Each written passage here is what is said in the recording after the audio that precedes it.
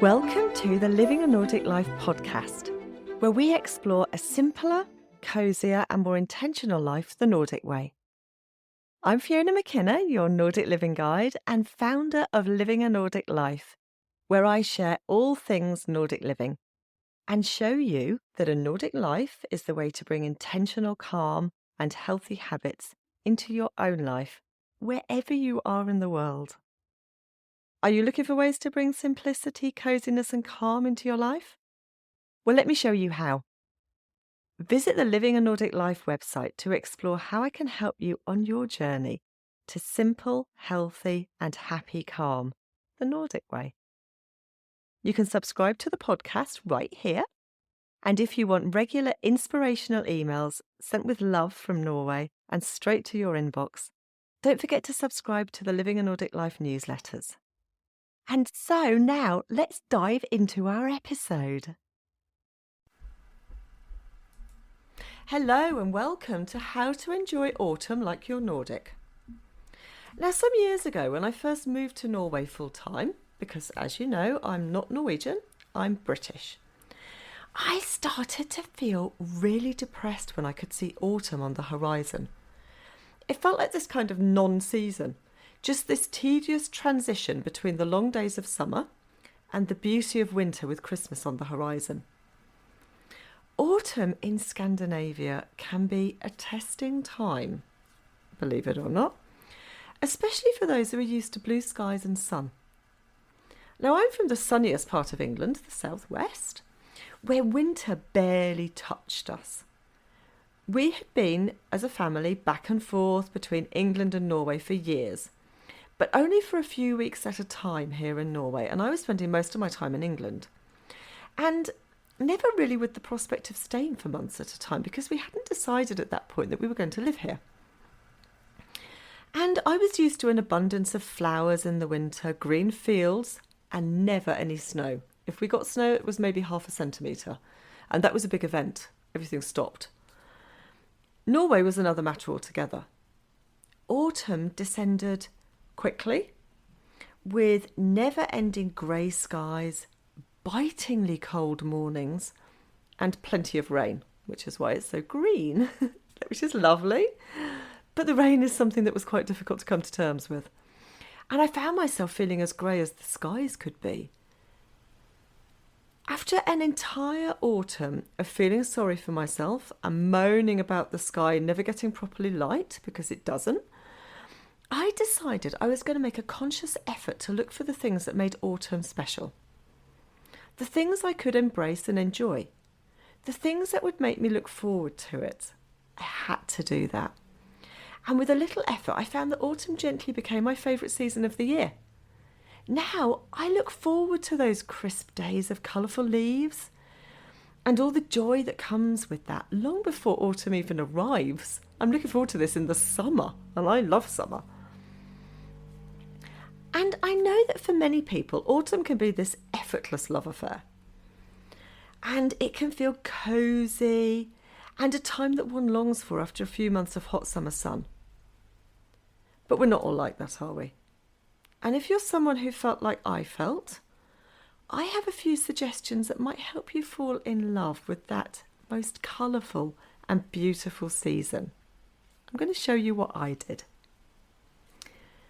So one of the first things I did was change my eating habits. Seems a bit odd, doesn't it? I'm an ex-chef, so food is really important for me. And this was one thing I really wanted to do. It's a good time to actively change your eating habits to include those cosy, warming foods like stews and casseroles, freshly baked bread, and some fairly calorific, comforting desserts. The last Thursday in September here in Norway is Fårikål Day, and fårikål is Norway's national dish. And it's this really delicious hearty stew of lamb and cabbage. It always feels to me like a wonderful way to mark autumn, and something that we can all do wherever we are in the world. You can have a favourite dish and bring that out only for autumn. Stews are good for that, aren't they? Something nice and rich and comforting, especially if it's a cold day and if it's raining. The next thing I did was look for the beauty. We can look for the beauty in anything, can't we? You can look for the rainbow colours that autumn offers. But I'm not talking necessarily about autumn leaves, but also autumn flowers, unusually coloured skies, and the colours of the forest floor. I'm always astonished by the variety of colour that comes from mushrooms. I love mushrooms, and autumn for me is foraging, so I'm constantly looking at that. But they're the kind of flower of the autumn. They're the flowering part of the mushroom plant. The rest of it is underground. Huge network of very tiny little strings called mycelium, which is the main part of the mushroom plant. And the mushroom that we see is a flower, really. It's the bit that sends out the seeds, the spores. But they come in so many different colours.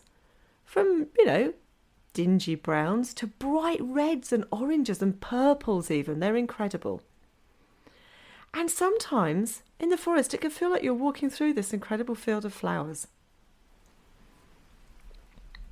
And that takes me neatly on to appreciating the bounty of autumn. It's a time of harvest. And for me it's wild mushrooms and berries that we're so lucky to find in Norway. But for you it might be a favourite fruit or a vegetable that is in season and at its best in the autumn. Take time to feel the cosier mornings and the warm days. There's a special smell, isn't there, to the start of autumn, to the time of autumn. It's wonderful to grab a hot drink first thing in the morning and stand outside and take a deep breath of that crisp, fresh air. Just try doing that, it's lovely.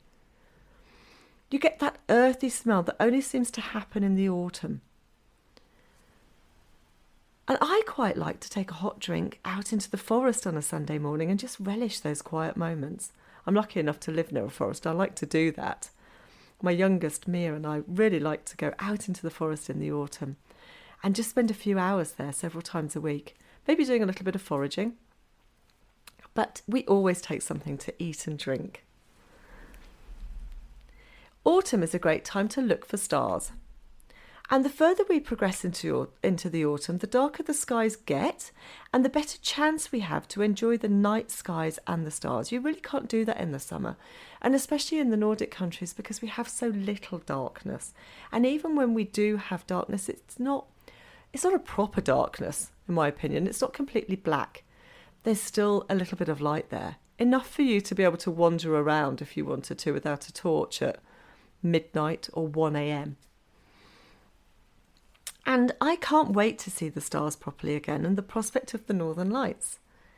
So you could try looking for somewhere with a little less light pollution and give yourself some time to stand and look at the sky.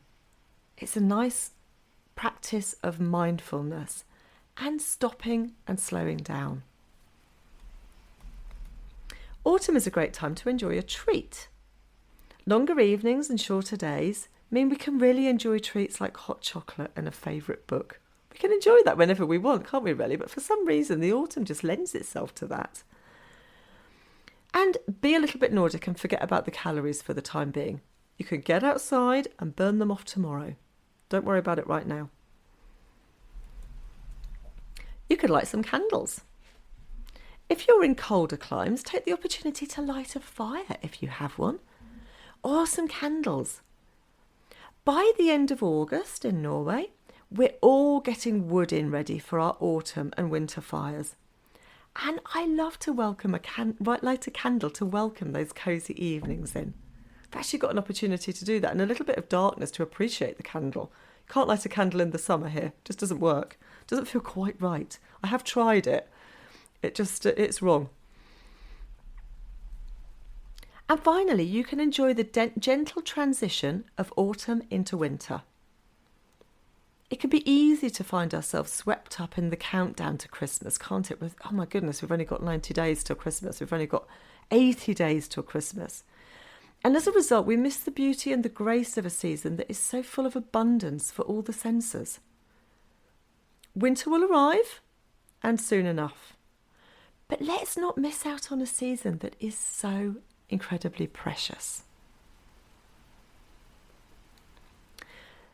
How to love autumn and how to do autumn like you're Nordic is this month's topic, September's topic, in my signature membership, The Nordic Way. I absolutely love it. Each month we explore different ways to bring some Nordic living into our lives wherever we are in the world. It doesn't matter who we are, what we do, what age we are, what gender we are, where we live, we can all bring a little bit of that into our lives. So if you'd like to embrace autumn in a truly Nordic way, and a much deeper way than this podcast can help you do, I'd be delighted if you joined us. I'm going to put the link underneath the podcast so you can have a little look and decide if it's something for you. And I'd love to see you there.